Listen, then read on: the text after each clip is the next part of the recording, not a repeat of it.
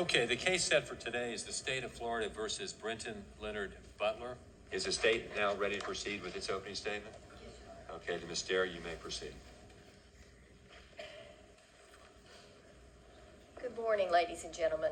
May it please the court. Certainly. On May 7th of this year, the defendant, Brenton Butler, approached Mary Ann and James Stevens at the Ramada Inn, and he demanded Mrs. Stevens' purse.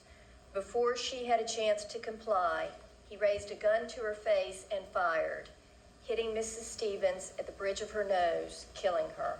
The evidence that you will hear that proves the defendant is the one who committed this crime really comes down to two things. First, Mr. Stevens, the only eyewitness to the actual shooting, positively identified the defendant as the person who did this to his wife. And he will come here in court and he will positively identify the defendant in court. The second piece of evidence is that the defendant gave a statement to the police on the afternoon of the shooting, admitting to the shooting.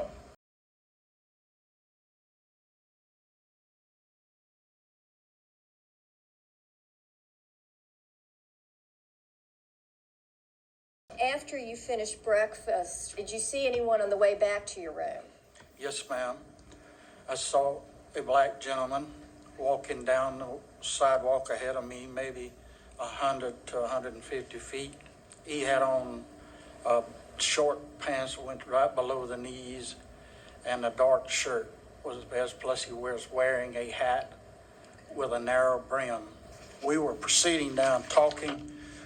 All of a sudden, there was somebody in my wife's face and my face and said, "Give me your pocketbook." She first said, "Oh," like that, and she started to drop the pocketbook off her shoulder and her arm to give it to him. How close was he to you? 2.5, 3 feet. What part of his body were you looking at? Well, looking at his face, But you indicated you also saw his gun. yes, after he told her to give him her pocketbook, he raised the pistol and shot her right in here. And you're indicating over your nose area? Well, it's in the bridge right there. Okay. You're indicating on the right side, the bridge of the nose, is that correct? Yes. Okay. Now, No, not the right side. I'm showing you the wrong side. It's on this side. okay. But you're indicating the bridge area? The bridge area, yes. Okay. Now, the person that did this on May 7th that confronted you and your wife and shot your wife, do you see this person in the courtroom today? Yes, ma'am.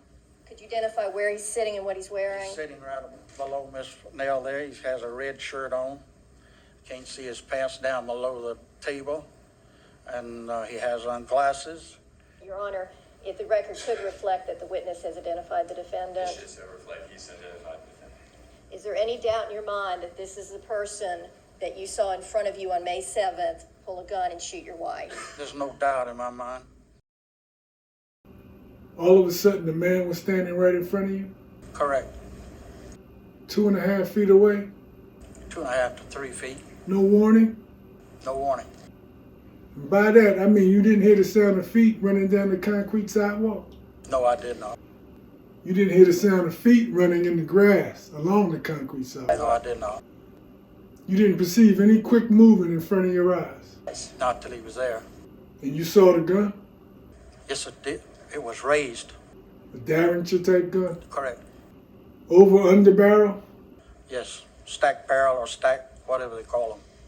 Mr. Stevens, from the time that the man suddenly appeared in front of you and your wife until the time that he grabbed the pocketbook and ran, that was about 4 or 5 seconds? Yes, in the neighborhood of 4 to 5. That's what's in the deposition. 4 to 5 seconds. Yes. 1,001, 1,002, 1,003, 1,004, 1,005. Approximately that. That's all the time? That's correct. Mr. Stevens, let me show you a photograph of the shirt. It's been marked Exhibit D. You don't recognize it, do you? I'll tell you where it was at, but I did not look at it. I told you that shirt was a dark shirt that he had on. That was on the front of his shirt, What was on the front of the shirt, Mr. Stevens? a logo, but I told you there was a logo. Mr. Stevens, are you saying today that there was a logo on the front of the shirt that was worn by the assailant on that day? I told you it was on his back. My question to you is, are you saying that there was a logo on the shirt that was worn by the assailant that day?